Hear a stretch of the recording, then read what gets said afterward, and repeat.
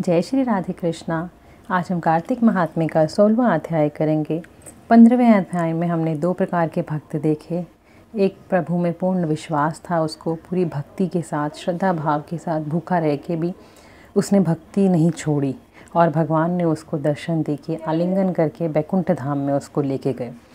दूसरी ओर राजा था जो पैसे से, सोने से भगवान की भक्ति करता था, लेकिन उसने बहुत यज्ञ करे, उसको भी प्रभु दर्शन हुए और भगवान लेके गए। इससे ये पता चलता है कि भगवान भक्ति और भाव के भूखे हैं, धन दौलत के नहीं हैं। इसलिए पहली प्राथमिकता वो अपने भक्त को देते हैं जो सच्चे मन से उनकी भक्ति करता है। आइए आगे करते हैं 16वां अध्याय। नारद जी कहते हैं कि अब मैं दीप दान तथा भगवान के मंदिर में मार्जन अर्थात झाड़ू, मार्जन संस्कृत में कहा जाता है, झाड़ू का वही महात्म्य कहता हूँ जो ब्रह्मा जी ने मुझे बताया था। पहले चंद्रवंश में जयध्वज नाम का एक प्रभु भक्त राजा था। राजा स्वयं मंदिर में जाकर झाड़ू करता तथा दीप जलाता था। एक समय वितिहोत्र नाम वाला राजपुरोहित स्वयं राजा को यह काम करते देखकर बड़ी हैरानी से पूछने लगा, हे राजन, भगवान को प्रसन्न करने के और भी बहुत से भक्ति के कार्य हैं, परंतु आपकी श्रद्धा मंदिर में झाड़ू तथा दीप जलाने में इतनी अधिक क्यों है? कृपा करके इसका कारण कहिए। तब राजा हाथ जोड़कर बड़े विनम्र भाव से कहने लगा कि महाराज, इस संबंध में मेरे पूर्व जन्म का एक अत्यंत विस्मयकारी इतिहास है, जो भगवत कृपा से मुझे इस जन्म में भी स्मरण है। सतयुग में स्वारोचिष मुनि के मनु के अंतर में वेद तथा वेदांगों को जानने वाला एक ब्राह्मण था, जो महान विद्वान होते हुए भी खोटे कर्म करता था। इन खोटे कर्मों के कारण उसके सभी बंधु बांधवों ने उसका परित्याग कर दिया था। एक दिन वह भूख और प्यास से अति दुखित हो घूमता फिरता नर्मदा नदी के तट पर जा पहुंचा और वहीं पर उसने अपने प्राण त्याग दिए। उसकी स्त्री भी व्यभिचारिणी थी, अतः उसके बंधुओं ने भी उसे घर से निकाल दिया। उसके गर्भ में दंडकेतु नाम वाला महापापी मैं उत्पन्न हुआ, परंतु स्त्री तथा पैसे के अभाव में मैं गौ, पशु और अनेक मनुष्यों की हत्याएं की। एक रात्रि को किसी दूसरे की स्त्री से भोग करने की इच्छा से एक सूने मंदिर में गया। वहां जाकर कपड़े से स्थान साफ किया, फिर दीपक जलाया। इतने में इस शून्य मंदिर में दीपक जलता हुआ देखकर गांव के रक्षक वहां पर आ गए और मुझे चोर तथा डाकू समझकर लाठियों से मार डाला। देह से प्राण निकलते ही भगवान के दूत वहां पर आ गए और मुझको सुंदर विमान में बिठाकर बैकुंठ धाम को ले गए।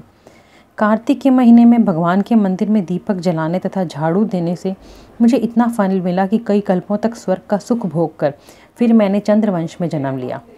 यही श्रद्धा और भक्ति पूर्वक कार्तिक के महीने में यह सब कार्य किए जाएं, तब तो उसके पुण्य का क्या कहना, अनंत फल प्राप्त होता है। नारद जी कहते हैं, हे राजा पृथु, अब दूसरे के दीपक जलाने का महात्म्य सुनो। मनु के वंश में रैवत नामक राजा का भद्र बुद्धि वाला पुत्र था। फिर उसके यहाँ महाप्रकर्मी सुदर्शन नाम का पुत्र उत्पन्न हुआ। भद्र बुद्धि की राजधानी नर्मदा के तट के समीप महेंद्र पर्वत पर थी। एक समय सुदर्शन वन में शिकार खेलने के लिए गया। अपने साथियों के साथ घूमते फिरते उसने नदी के उस पार एक सुंदर कन्या को देखा। तब अपने साथियों को वहीं पर छोड़ घोड़े पर सवार हो सुदर्शन तत्काल नदी के उस पार जा पहुंचा। वहां उस रूपवती कन्या को देखकर वह उस पर मोहित हो गया। कन्या की शोभा युक्त उस बलशाली वीर पुरुष को देखकर लज्जा को प्राप्त हुई। फिर सुदर्शन के पूछने पर उस कन्या ने बताया कि वह गौड़ राजा की पुत्री है और उसका नाम मदनालसा है। अपनी सखियों के साथ क्रीड़ा करने के लिए यहाँ पर आई है। तत्पश्चात उन दोनों ने गंधर्व रीति से वहीं पर अपना विवाह कर लिया और कुछ समय तक नर्मदा नदी के तट पर विहार करके पुनः अपने घर पर आकर आनंद पूर्वक रहने लगे। कुछ समय बाद राजा भद्रबुद्धि अपने पुत्र सुदर्शन को राज्य सौंपकर वन में चला गया।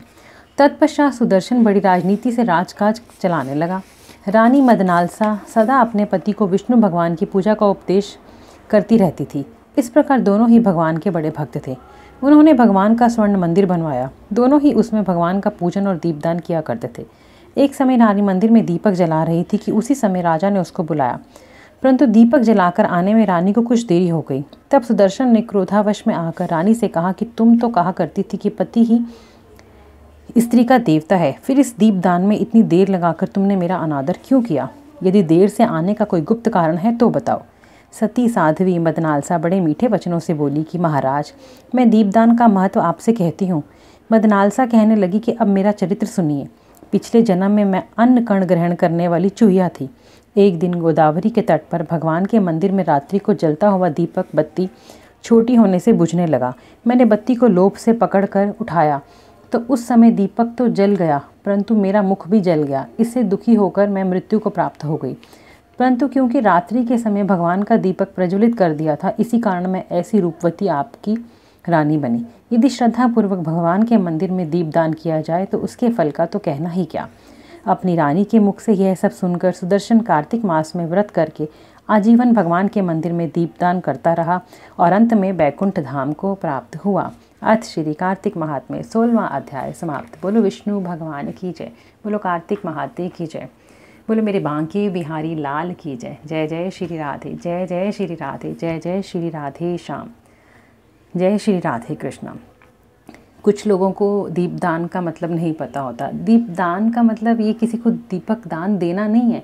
दीपदान का अर्थ है कि मंदिर में दीप को प्रज्वलित करना, दीप को जलाना, परंतु अपने पूरे नियम के साथ। अगर आप सुबह शाम दोनों टाइम दिया जलाते हैं तो उसका कार्तिक मास में बहुत अधिक महत्व है।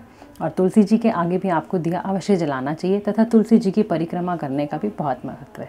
जय श्री राधे कृष्णा।